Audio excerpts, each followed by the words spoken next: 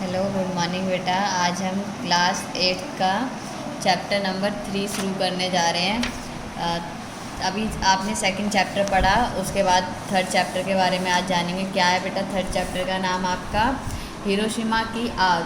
आपने बेटा हिरोशिमा की आग का मतलब यहाँ पर क्या है कि जो हिरोशिमा पर जो केस हुआ था, केस मतलब एक त्रासदी हो गई थी, घटना घटी थी, कौन सी वाली? बम वाली। उसके बारे में इसमें बताया गया है। ठीक है, देखते हैं क्या हुआ था उसमें हिरोशिमा पर उस टाइम जब घटना ये वाली हुई तो वहाँ के लोग कैसे प्रभावित हुए और आज भी उसका असर दिखाई देता है। तो इसमें जब हम पढ़ेंगे तो हम जानते हैं क्या है।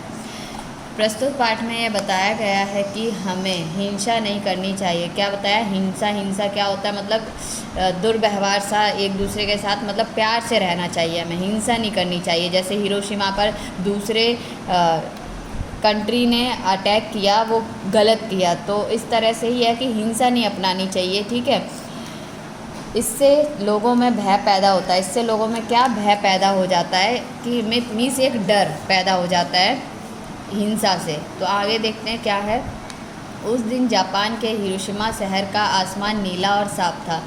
एक उस दिन का बता रखा, जिस दिन ये घटना हुई होगी उस दिन क्या हुआ होगा, देखते हैं क्या क्या होता है। कि हिरोशिमा जो जापान का है पार्ट, ये आसमान नीला और साफ था, मीन्स उस दिन सब ठीक ठाक था।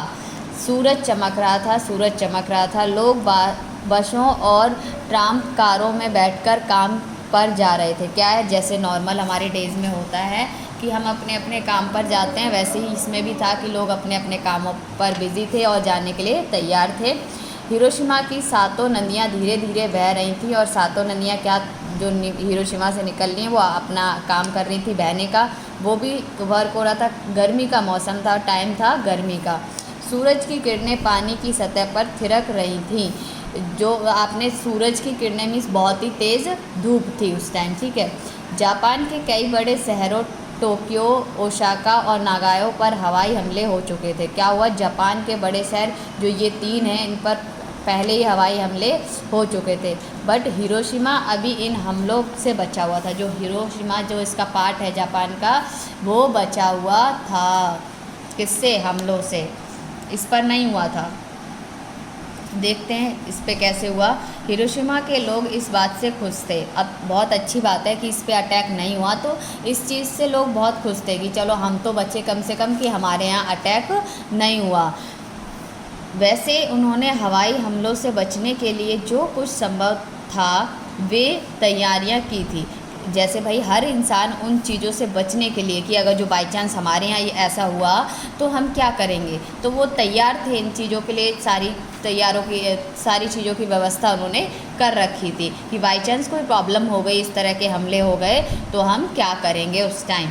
आग न फैले इसलिए पुरानी इमारतों को गिरा दिया था। पुरानी इमारतों में आग जल्दी से फैल जाती है, तो क्या किया उन्होंने? गिरा रखा था। सड़कों को भी चौड़ा कर दिया था। और जो सड़क थी, जब दूसरे उन्होंने देखा कि जापान के जो दूसरे पार्ट थे उस पर जब हमला हुआ तो इन लोगों को भी सबक मिला था कि चलो हम कुछ चेंजेस कर लेते हैं, जिससे क्या होगा कि हम भी अब बच सकेंगे उन हमलों से। अगर जो हो भी गए तो हम इस तरह की व्यवस्था अपनाएंगे, इस तरह के थोड़े रूल्स चेंजेस करेंगे, हम कुछ परिवर्तन करेंगे अपने एरिया में, तो कुछ ना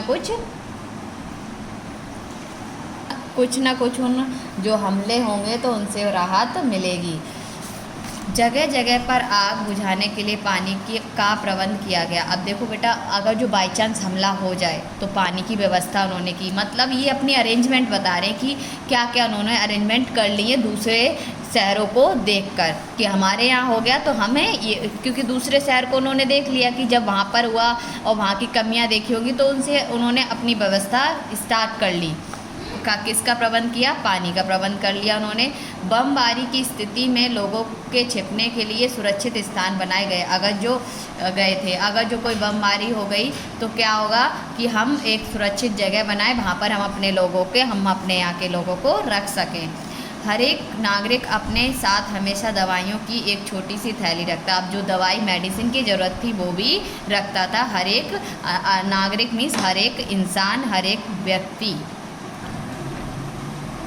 और क्या उन्होंने व्यवस्था की बेटा, वो देख लेते हैं। अब बचने के लिए हमलों से घर से बाहर निकलते समय लोग बमबारी से बचने के लिए खास प्रकार के कवच और हेलमेट पहनते थे। कि हेलमेट और कवच मतलब अपनी शरीर की सुरक्षा करने के लिए ये चीज़ उन्होंने अपनाई। तो आपने अभी यहाँ तक देखा कि क्या क्या कि दूसरे शहरों को देखकर कि उन पर हमले हुए तो वो लोग, वहाँ के लोग बहुत ज़्यादा उन हमलों से ग्रस्त हो गए होंगे, बहुत ज़्यादा उनको चोट पहुंची होगी। तो उन हमलों से हम बच सकें तो हम कुछ चीज़ें अपनाते हैं। पहले से इन्होंने अपना इंतज़ाम कर रखा था, व्यवस्था कर रखी थी।